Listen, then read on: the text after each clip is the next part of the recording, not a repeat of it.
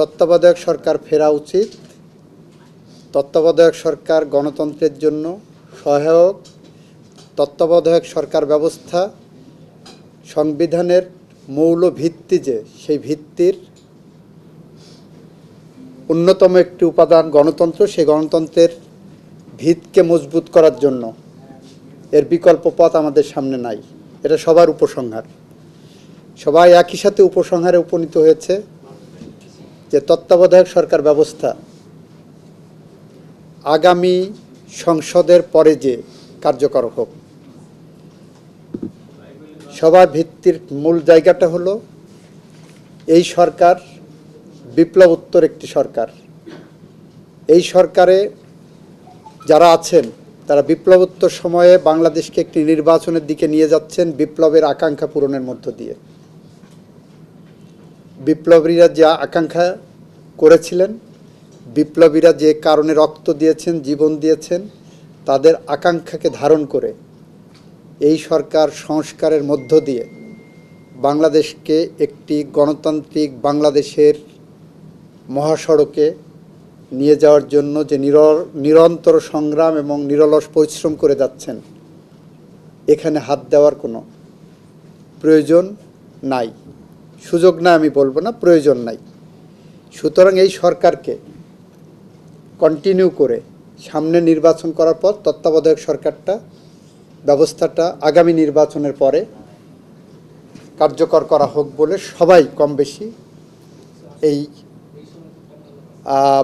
উপসংহারে উপনীত হয়েছেন। বাংলাদেশের প্রেক্ষাপটে প্রমাণিত তত্ত্বাবধায়ক সরকারের আন্ডারে যে নির্বাচন, সেই নির্বাচনটা হলো বৈধ নির্বাচন। সেই নির্বাচনগুলো জনগণ তার জন আকাঙ্ক্ষা প্রতিফলন ঘটাতে পারে, সেই নির্বাচনে জনগণ ভোট দিতে পারে। আর তথাকথিত গণতান্ত্রিক নির্বাচন যদি বলে, সরকার বলে তথাকথিত নির্বাচিত সরকার, আমরা বলেছি সেই সরকারের আমলে মৃত ব্যক্তিরা এসে ভোট দিয়ে যায়, রাতের আধারে ভোট হয়ে যায়।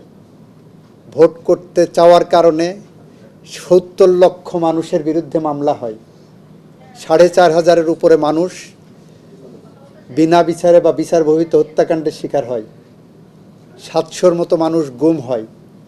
মাত্র ৩৬ দিনে ১৫০০-র মতো মানুষ গুলিবিদ্ধ হয়ে মারা যায়, প্রায় ৩০,০০০-এর মতো মানুষ পঙ্গুত্ব বরণ করে ওই কোট আনকোট গণতান্ত্রিকভাবে নির্বাচিত সরকারের আন্ডারে। এই অবস্থা থেকে উত্তরণের জন্য আমরা একটা উদাহরণ দিয়েছিলাম যে এই বিল্ডিংটা ভেঙে পড়তে পারে। ভেঙে পড়া হাত থেকে এই বিল্ডিংকে রক্ষা করতে গেলে আমরা সাইডের লাইনে যদি পিলার দিই, তাহলে এই বিল্ডিংয়ের অক্ষত থাকবে, এই বিল্ডিংটা দাঁড়িয়ে থাকবে। আমার গণতন্ত্র সেরকম মুমূর্ষু অবস্থায় গণতন্ত্রকে যেখানে পাঠানো হয়েছে, তত্ত্বাবধায়ক সরকার সেই গণতন্ত্রের জন্য একটি নিরাময় ঔষধ।